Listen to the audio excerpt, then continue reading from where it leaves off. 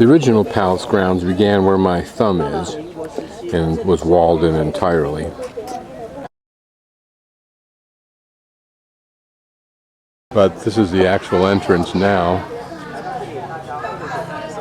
You can see that's above my thumb, probably a third of the way up the page.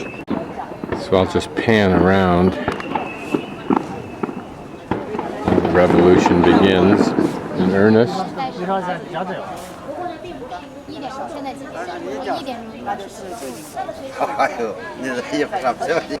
And then very quickly we'll climb up to the top there.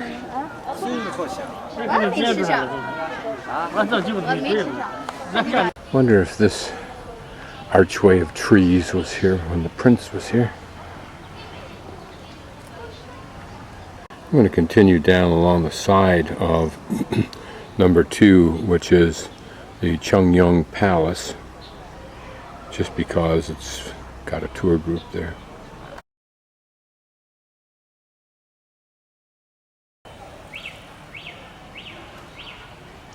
This reminds me a little bit of Angkor Wat, probably for no other reason. The rock is so black with age. I wonder if the prince had this palace painted as garishly as it is. Here behind is, I think, the couple's tree. Why it is such I don't know, but my guess is it's 2 trees wound together.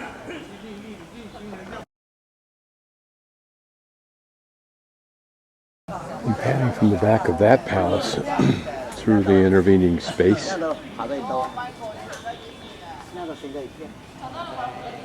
to the resting palace.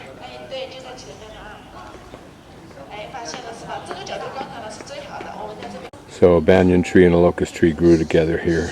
I'm guessing that it was more than just happenstance.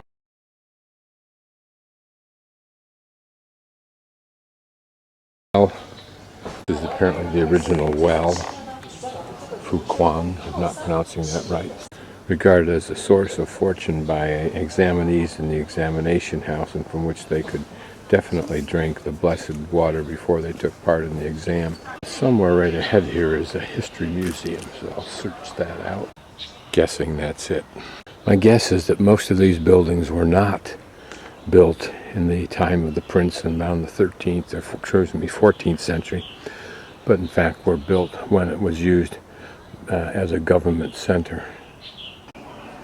Museum idea seems bogus. It's called a dragon claw tree for whatever reason. It may be that the only thing original in this thing is the base that the building sits on. It certainly looks new and totally unimpressive. Even here, pedestals that probably held something like 2 lions. This does give the answer, how do they get up there to carve those symbols? My guess is that most of the tour groups completely bypass the climbing up here.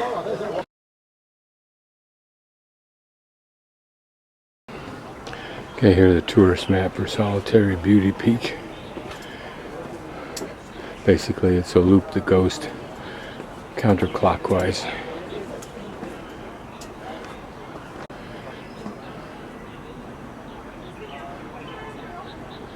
Shopping.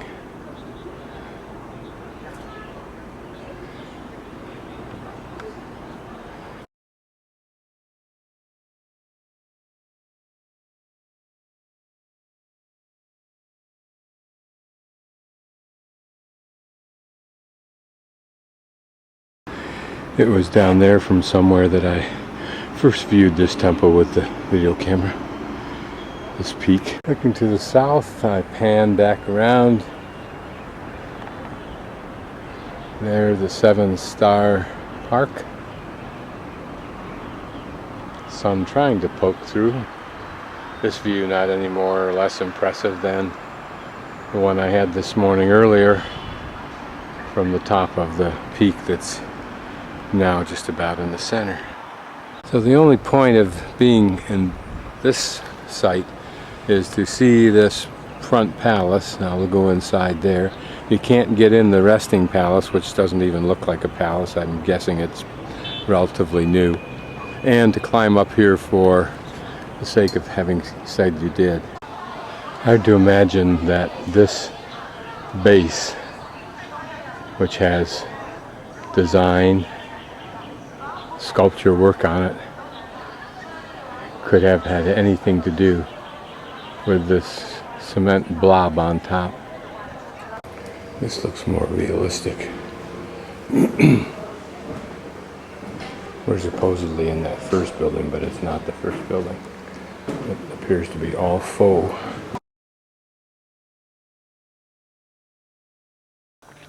I'm attempting to open up my first pomelo, what might be called a Chinese grapefruit. I use my thumb to break apart this cap, and I'll see if I can tear it off.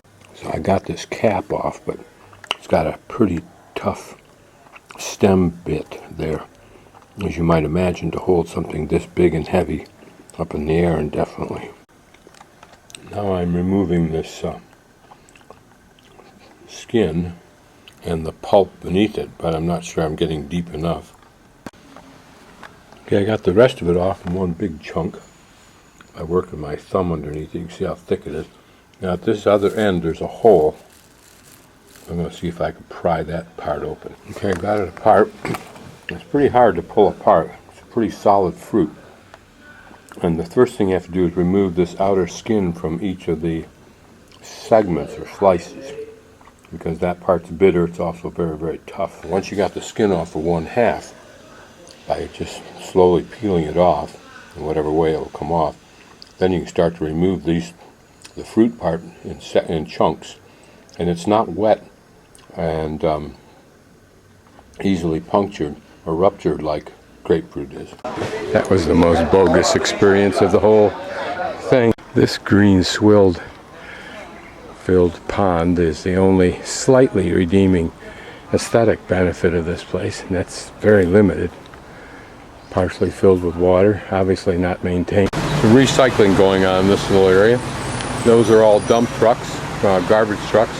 They'll dump out their load or part of it on the street, and the women go through it. They have rubber gloves on, nicely dressed, but they'll go through it and separate out what they're after. These walls get knocked over, and then I think that there are men who will come in here and, for whatever pittance, start removing the cement from them. As they knock this building down, people probably still living in it, as they get ready to replace it with, I'm sure, new hotels and things of that nature.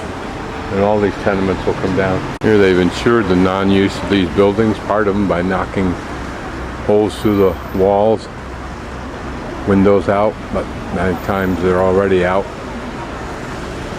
You just know the people in the back know they're going to be next. Imagine when this building was new, when those green painted window frames were brand new, when the people who moved in had aspirations